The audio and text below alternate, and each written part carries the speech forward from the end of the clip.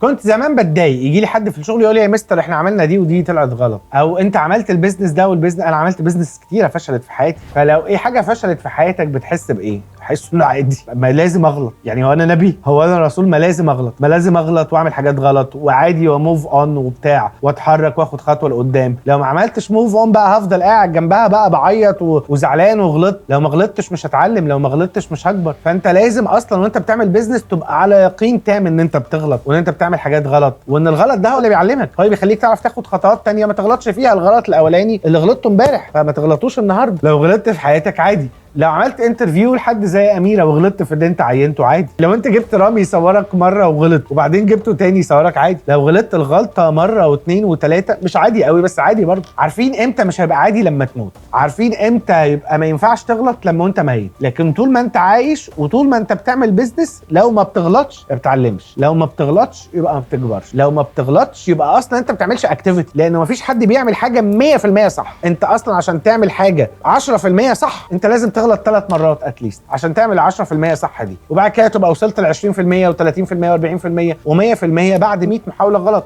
او كتاب بقى، فاكرين؟ بص كتاب او كتابه قراه بتاع واحد عاش 10 سنين فكتب كتاب انا قريته في 4 ايام، فبقى عندي اكسبيرينس واحد عاش 10 سنين وانا قريته في 4 ايام وعملت اللي مكتوب اللي الراجل عمله في الكتاب بتاع ال 10 سنين وانا ذاكرته في 4 ايام وغلطت برضه بس اتعلمت بقى عندي حاجه قريتها علمتني وبقى عندي غلطه غلطتها علمتني فبقيت متعلم مرتين. فالمره الثالثه مش هغلط اكيد نفس الغلطه، ده انا هعملها بكفاءه بقى، وبعدين المره الرابعه هعملها واحط فيها ماي انبوت، وبعدين المره الخامسه بقى يا اميره ايه؟ هكتب انا الكتاب ده بجد. هبقى غلطت الغلطات الكافيه اللي تؤهلني ايه؟ ان اكتب الكتاب. استنوا الكتاب بتاعي بقى. السلام عليكم. لو عجبك كلامي اكتب لي في الكومنتات تحت هتلاقيني طلعت لك تاني كل يوم.